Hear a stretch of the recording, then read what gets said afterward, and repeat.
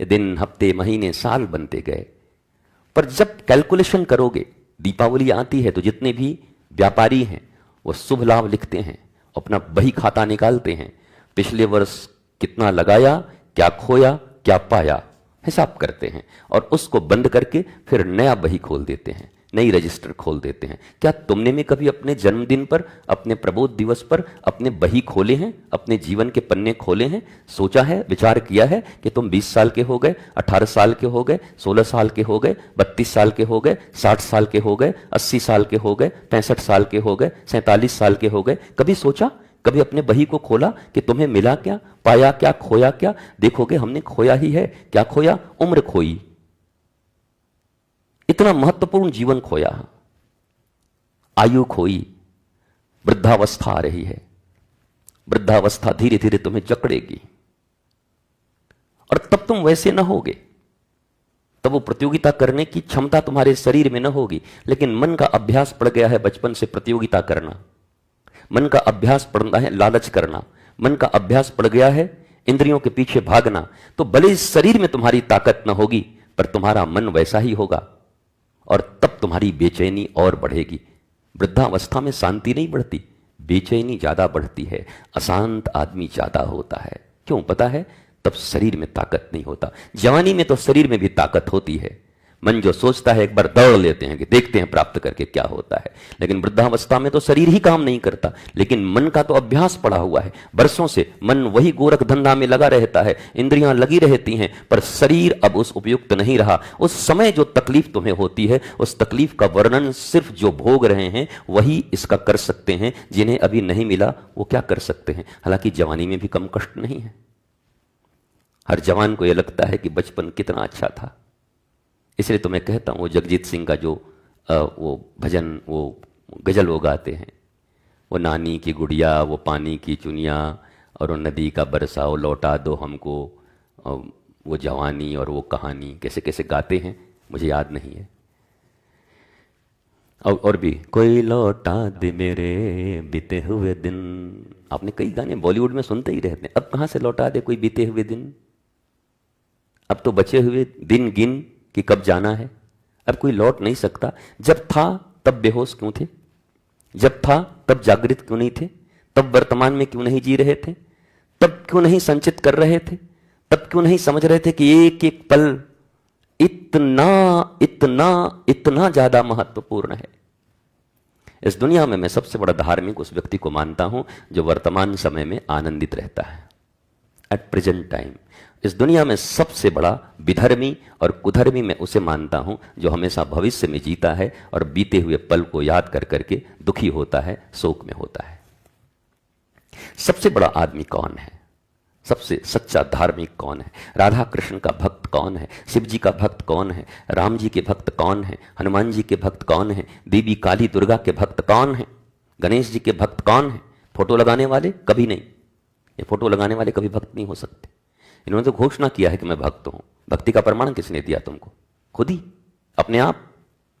पहली क्लास भी पास करने गए होगे तो स्कूल से प्रमाण पत्र मिलता होगा, एग्जामिनेशन होते होंगे, नंबर आता होगा, हाँ भैया तुम पहली पास कर गए, दूसरी में चले गए, तीसरी में चले गए, चौथी में चले गए, हाई स्कूल पास कर गए, इंटरमीडिएट चले गए, अब तुम ग्रेजुएट हो गए, अब तुम पीजी कर रहे हो, अब तुम पीएचडी करो, अब तुम डिलीट करो सब। लेकिन स्वयं को प्रमाण पत्र दे दिया, स्वयं को घोषित कर दिया, हम शिव जी के भक्त हैं, हम राम जी के भक्त हैं, हम हनुमान जी के भक्त हैं, हम बांके बिहारी के भक्त हैं, हम राधा वल्लभ के भक्त हैं, हम राधा रमण जी के भक्त हैं, हम अवध बिहारी जी के भक्त हैं, हम कलकत्ते वाली काली माई के भक्त हैं, हम मैहर देवी के भक्त हैं, हम वैष्णो देवी के भक्त हैं। किसने प्रमाण दिया? पत्र कहां से लाए? कौन से डिवीजन से पास किया? वैष्णो देवी ने दिया आपको प्रमाण पत्र कि मैं वैष्णो देवी ये प्रमाण पत्र देती हूं कि श्री खंजूरी लाल पटखुरिया, पिता का नाम अटखेली लाल भटपुरिया, ये हमारे परम भक्त हैं। किसने दिया? कहां से लाए? अपने मुंह मियां मिट्ठू बनना, खुद ही बोले चले जा रहे हो भक्त हैं भक्त हैं। न भक्ति की परिभाषा को समझा, न भक्ति के सूत्र को समझा, न कभी नारद के भक्ति सूत्र पढ़े, न कभी सांडिल के भक्ति सूत्र पढ़े। What do you mean by भक्ति? भक्ति क्या है? और ऐसे ही भक्तों के कारण बाकी दुनिया के लोग परेशान हैं।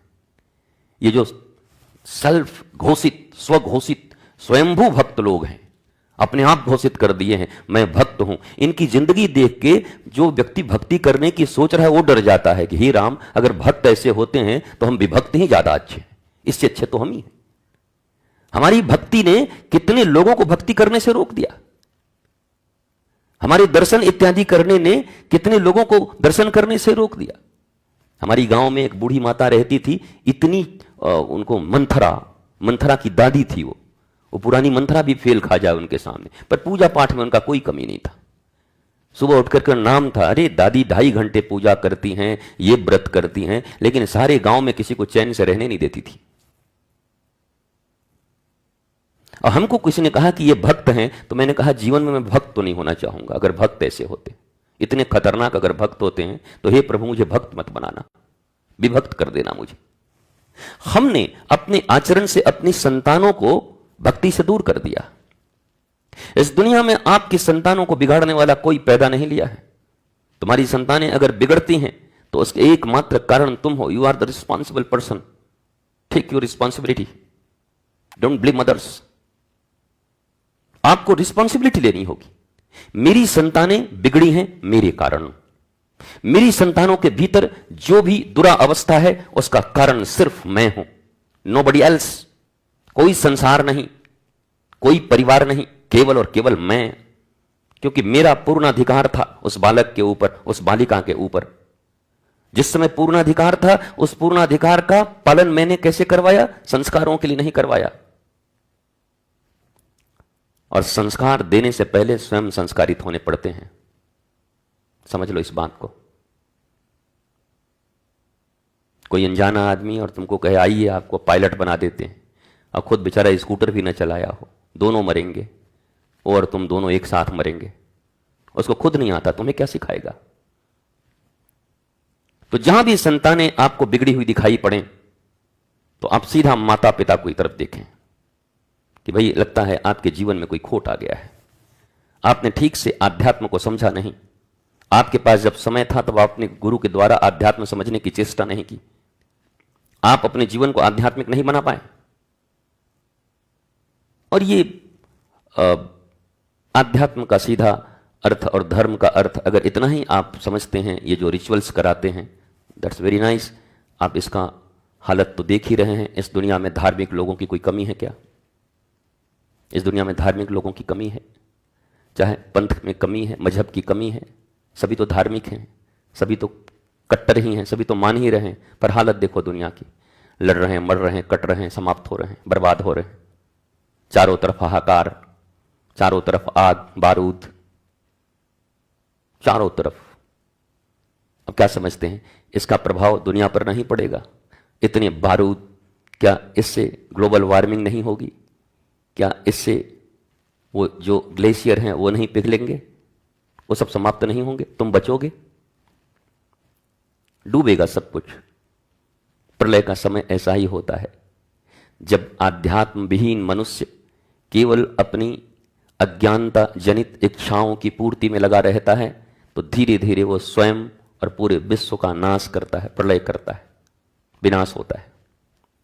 इसलिए आज के समय में अगर सबसे बड़ी कोई जरूरत है दुनिया में, रोटी कपड़ा और मकान कोई बहुत बड़ी चीज नहीं है। मैं अभी अभी पढ़ रहा था, एक उत्तराखंड की एक कपल, अमित और पूनम शर्मा, ऐसे ही शायद नाम है उनका।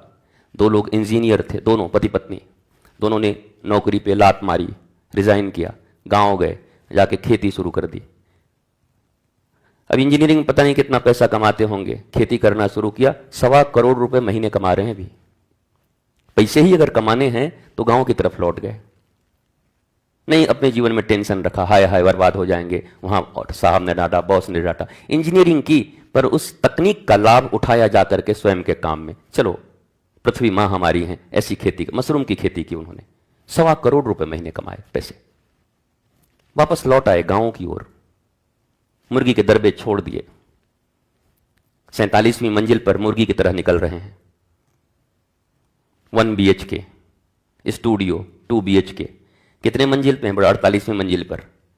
क्या मिलता है? ना धूप मिलती है, ना छाया मिलता है, बस बीच बीच में निकलते हैं कुकड़ू कुक, कुकड़ू कुक, कुकड़ू कुक, फिर नीचे। सारी जिंदगी वहीं खत्म हो गई, उसी कुकड़ू कूप में मर गए, वहीं पर समाप्त हो गए। ऐसा जीवन जीने के लिए परमात्मा ने आपको नहीं दिया था।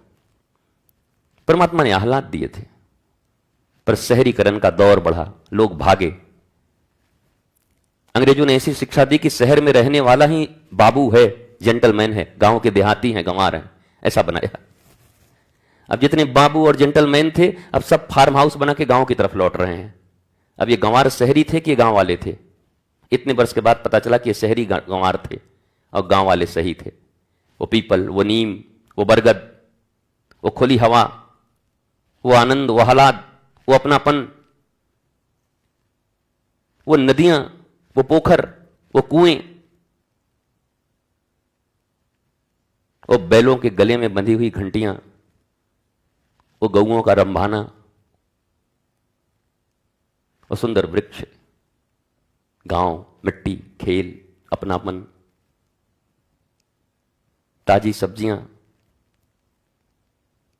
तब पता चला हम उनकी तरह हो गए। विदेशों में मजबूरी थी, ताजे चीजें होते नहीं हैं उतने, वहां जहां आईस है, ठंडे ही ठंडे हैं, बहुत सी चीजें पैदा नहीं होती, 7 दिनों तक फ्रिज में रख के खाते हैं। तुम काहे को फ्रिज में रख के खाते हो? तुम्हें फ्रिज की जरूरत क्या है भारत में? भारत में तो इतने ऋतु हैं, इतने मौसम हैं, तुमको फ्रिज की जरूरत क्यों पड़ गई? हमने बड़ी मुश्किल से जोर जबरदस्ती करके अपने किचन से फ्रिज हटवाया है, फिर भी जबरदस्ती इतना छोटा लोगों ने रख ही लिया है, पता नहीं कैसे घुसा लिए किचन में। हमने कहा फ्रिज का उपयोग मत करना मेरे लिए कभी भी जीवन में। यह मजबूरी है, जब आपके सामने यहां आकर बैठता हूं तो ये चलाने वाले जिंदा रहेंगे कि नहीं मुझे पता नहीं, ये एसी चला के बैठते हैं। मेरे कमरे में एसी नहीं चलती, मैं यहां भी एसी नहीं चलाता। आप अपने जीवन को एडजस्ट करिए प्रकृति के साथ। तुम एसी के लिए मरे जा रहे हो, इतना पैसा होता तो एसी ले लेते, पैसे हमारे पास इतने हैं हम एसी छूते तक नहीं, क्योंकि पता है एसी हमें मारती है, जिंदा नहीं रखती है। फ्रिज हमें मारती है, जिंदा नहीं रखती है। आपने इसी को स्टेटस सिंबल बनाया, आपने अपने संतानों को यही सिखाया। आदमी जब बीमार पड़ता है तो पॉलीथीन ले जाते हैं फल बीमार के पास, और खुद हॉस्पिटल के बाहर समोसाओं का चौड़ा खाते हैं बैठ करके, जो देखने जाते हैं बड़े बीमार हैं। अब बेटा कुछ दिन के बाद तुम पड़ोगे, जाओगे अंदर, और वो आएगा तुम्हारे लिए फल लेकर के। तो जब अच्छे थे तब फल क्यों नहीं खा रहे थे? रसीले फल खाओ हर बीमार के लिए फल ले जाता है, खुद समोसा खा के बीमार पड़ता है। फिर ये बदलती रहती है दोनों, अप एंड डाउन, कभी नाव नदी में, कभी नदी के ऊपर नाव, ऐसा चलता रहता है। ये कैसे बुद्धिमान लोग हैं दुनिया में, इतने बुद्धिमान हैं। यही तुमने सिखाया अपने बच्चों को, यही तुम भी सीखे हो। फलाने के घर में फ्रिज आ गया और आप फ्रिज नहीं खरीद सकते, लगता है पति के ऊपर खड़ी हो जाओगी ऐसा कि अभी अभी उसका वध कर दोगी। ऐसा लगता है कि पति न हुआ बेचारा, बिल्कुल वो क्या महिषासुर हो गया, और तुम दुर्गा बन करके अभी भोग दोगी उसको। फ्रिज न लाओगे? बगल वाले के घर में 3 फ्रिज है और तुम्हारे यहां एक भी फ्रिज नहीं है। अरे फ्रिज में आग लगाओ, क्या करोगे फ्रिज को? कभी मिट्टी के घड़े में पानी रख करके पियो, कभी सुराही में रख करके पियो। मिट्टी वो तत्व है, तुम्हारे शरीर 5 तत्वों से बने हैं, छिते जल पावक गगन समीरा। तुम्हारा यह शरीर किससे बना है? मिट्टी से। तुम्हारा यह शरीर किससे बना है? हवा, जल, आकाश। तुम्हें इसकी जरूरत है, तुम ये तत्व क्यों नहीं देते इसे, जिससे तुम्हारा शरीर पुष्ट होगा, बच्चे पुष्ट होंगे, स्वस्थ होंगे, आनंदित होंगे, आह्लादित होंगे। अपना बही खाता निकालते हैं, पिछले वर्ष कितना लगाया, क्या खोया, क्या पाया, हिसाब करते हैं, और उसको बंद करके फिर नया बही खोल देते हैं, नई रजिस्टर खोल देते हैं। क्या तुमने में कभी अपने जन्मदिन पर, अपने प्रबोध दिवस पर अपने बही खोले हैं, अपने जीवन के पन्ने खोले हैं? सोचा है, विचार किया है कि तुम 20 साल के हो गए, 18 साल के हो गए, 16 साल के हो गए, 32 साल के हो गए, 60 साल के हो गए, 80 साल के हो गए, 65 साल के हो गए, 47 साल के हो गए? कभी सोचा, कभी अपने बही को खोला कि तुम्हें मिला क्या, पाया क्या, खोया क्या? देखोगे हमने खोया ही है। क्या खोया? उम्र खोई, इतना महत्वपूर्ण जीवन खोया, आयु खोई, वृद्धावस्था आ रही है। वृद्धावस्था धीरे धीरे तुम्हें जकड़ेगी, और तब तुम वैसे न होगे, तब वो प्रतियोगिता करने की क्षमता तुम्हारे शरीर में न होगी। लेकिन मन का अभ्यास पड़ गया है बचपन से प्रतियोगिता करना, मन का अभ्यास पड़ना है लालच करना, मन का अभ्यास पड़ गया है इंद्रियों के पीछे भागना। तो भले इस शरीर में तुम्हारी ताकत न होगी, पर तुम्हारा मन वैसा ही होगा और तब तुम्हारी बेचैनी और बढ़ेगी। वृद्धावस्था में शांति नहीं बढ़ती, बेचैनी ज्यादा बढ़ती है, अशांत आदमी ज्यादा होता है। क्यों पता है? तब शरीर में ताकत नहीं होता। जवानी में तो शरीर में भी ताकत होती है। मन जो सोचता है एक बार दौड़ लेते हैं कि देखते हैं प्राप्त करके क्या होता है। लेकिन वृद्धावस्था में तो शरीर ही काम नहीं करता, लेकिन मन का तो अभ्यास पड़ा हुआ है। वर्षों से मन वही गोरख धंधा में लगा रहता है, इंद्रियां लगी रहती हैं, पर शरीर अब उस उपयुक्त नहीं रहा। उस समय जो तकलीफ तुम्हें होती है, उस तकलीफ का वर्णन सिर्फ जो भोग रहे हैं वही इसका कर सकते हैं। जिन्हें अभी नहीं मिला वो क्या कर सकते हैं? हालांकि जवानी में भी कम कष्ट नहीं है। हर जवान को यह लगता है कि बचपन कितना अच्छा था। इसलिए तो मैं कहता हूं, वो जगजीत सिंह का जो वो भजन, वो गजल वो गाते हैं, वो नानी की गुड़िया, वो पानी की चुनिया और वो नदी का बरसाओ लौटा दो हमको, वो जवानी और वो कहानी कैसे कैसे गाते हैं मुझे याद नहीं है। और भी कोई लौटा दे मेरे बीते हुए दिन। आपने कई गाने बॉलीवुड में सुनते ही रहते हैं। अब कहां से लौटा दे कोई बीते हुए दिन? अब तो बचे हुए दिन गिन कि कब जाना है। अब कोई लौट नहीं सकता। जब था तब बेहोश क्यों थे? जब था तब जागृत क्यों नहीं थे? तब वर्तमान में क्यों नहीं जी रहे थे? तब क्यों नहीं संचित कर रहे थे? तब क्यों नहीं समझ रहे थे कि एक एक पल इतना इतना इतना ज्यादा महत्वपूर्ण है। इस दुनिया में मैं सबसे बड़ा धार्मिक उस व्यक्ति को मानता हूं जो वर्तमान समय में आनंदित रहता है, एट प्रेजेंट टाइम। इस दुनिया में सबसे बड़ा विधर्मी और कुधर्मी मैं उसे मानता हूं जो हमेशा भविष्य में जीता है और बीते हुए पल को याद कर करके दुखी होता है, शोक में होता है। सबसे बड़ा आदमी कौन है? सबसे सच्चा धार्मिक कौन है? राधा कृष्ण का भक्त कौन है? शिव जी का भक्त कौन है? राम जी के भक्त कौन है? हनुमान जी के भक्त कौन है? देवी काली दुर्गा के भक्त कौन है? गणेश जी के भक्त कौन है? फोटो लगाने वाले? कभी नहीं। ये फोटो लगाने वाले कभी भक्त नहीं हो सकते। इन्होंने तो घोषणा किया है कि मैं भक्त हूं। भक्ति का प्रमाण किसने दिया तुमको? खुद ही, अपने आप। पहली क्लास भी पास करने गए होगे तो स्कूल से प्रमाण पत्र मिलता होगा, एग्जामिनेशन होते होंगे, नंबर आता होगा। हाँ भैया तुम पहली पास कर गए, अब दूसरी में चले गए, तीसरी में चले गए, चौथी में चले गए, हाई स्कूल पास कर गए, इंटरमीडिएट चले गए, अब तुम ग्रेजुएट हो गए, अब तुम पीजी कर रहे हो, अब तुम पीएचडी करो, अब तुम डिलीट करो सब।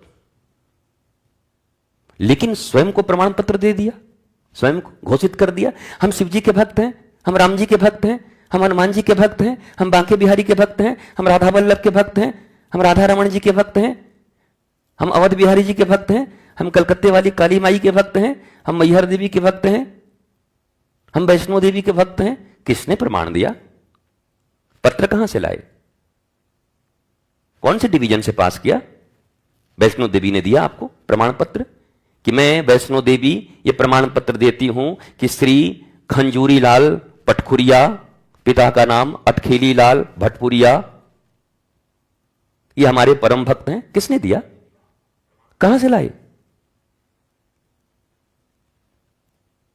अपने मुंह मियां मिट्ठू बनना, खुद ही बोली चले जा रहे हो भक्त हैं भक्त हैं।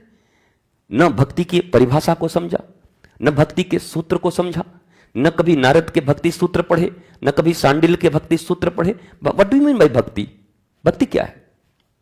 और ऐसे ही भक्तों के कारण बाकी दुनिया के लोग परेशान हैं। ये जो सेल्फ घोषित, स्वघोषित स्वयंभू भक्त लोग हैं, अपने आप घोषित कर दिए हैं मैं भक्त हूं, इनकी जिंदगी देख के जो व्यक्ति भक्ति करने की सोच रहा है वो डर जाता है कि हे राम, अगर भक्त ऐसे होते हैं तो हम विभक्त ही ज्यादा अच्छे हैं, इससे अच्छे तो हम ही हैं।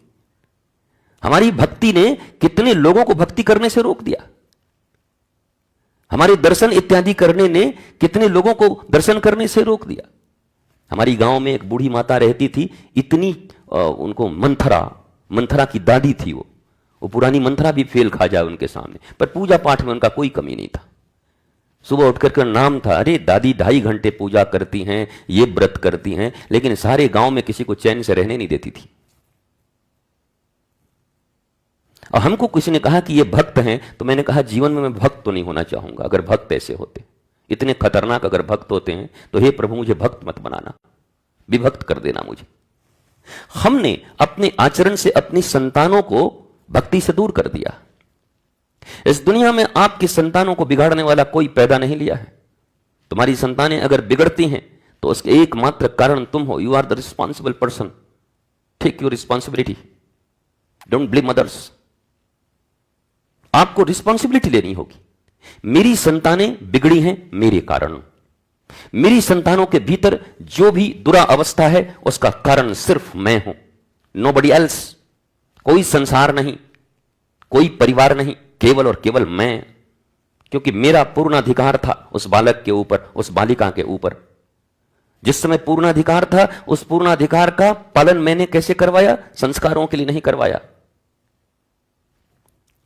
और संस्कार देने से पहले स्वयं संस्कारित होने पड़ते हैं। समझ लो इस बात को। कोई अनजाना आदमी और तुमको कहे आइए आपको पायलट बना देते हैं, और खुद बेचारा स्कूटर भी न चलाया हो, दोनों मरेंगे, और तुम दोनों एक साथ मरेंगे। उसको खुद नहीं आता, तुम्हें क्या सिखाएगा? तो जहां भी संतानें आपको बिगड़ी हुई दिखाई पड़े तो आप सीधा माता पिता की तरफ देखें कि भाई लगता है आपके जीवन में कोई खोट आ गया है। आपने ठीक से आध्यात्म को समझा नहीं। आपके पास जब समय था तब आपने गुरु के द्वारा आध्यात्म समझने की चेष्टा नहीं की। आप अपने जीवन को आध्यात्मिक नहीं बना पाए। और ये आध्यात्म का सीधा अर्थ और धर्म का अर्थ अगर इतना ही आप समझते हैं, ये जो रिचुअल्स कराते हैं, दैट्स वेरी नाइस। आप इसका हालत तो देख ही रहे हैं। इस दुनिया में धार्मिक लोगों की कोई कमी है क्या? इस दुनिया में धार्मिक लोगों की कमी है? चाहे पंथ में कमी है, मजहब की कमी है, सभी तो धार्मिक हैं, सभी तो कट्टर ही हैं, सभी तो मान ही रहे हैं। पर हालत देखो दुनिया की, लड़ रहे हैं, मर रहे हैं, कट रहे हैं, समाप्त हो रहे हैं, बर्बाद हो रहे हैं। चारों तरफ हाहाकार, चारों तरफ आग बारूद, चारों तरफ। अब क्या समझते हैं, इसका प्रभाव दुनिया पर नहीं पड़ेगा? इतने बारूद, क्या इससे ग्लोबल वार्मिंग नहीं होगी? क्या इससे वो जो ग्लेशियर हैं वो नहीं पिघलेंगे? वो सब समाप्त नहीं होंगे? तुम बचोगे? डूबेगा सब कुछ। प्रलय का समय ऐसा ही होता है, जब आध्यात्म विहीन मनुष्य केवल अपनी अज्ञानता जनित इच्छाओं की पूर्ति में लगा रहता है, तो धीरे धीरे वो स्वयं और पूरे विश्व का नाश करता है, प्रलय करता है, विनाश होता है।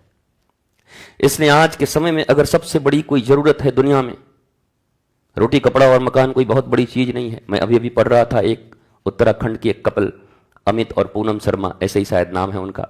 दो लोग इंजीनियर थे, दोनों पति पत्नी। दोनों ने नौकरी पे लात मारी, रिजाइन किया, गांव गए, जाके खेती शुरू कर दी।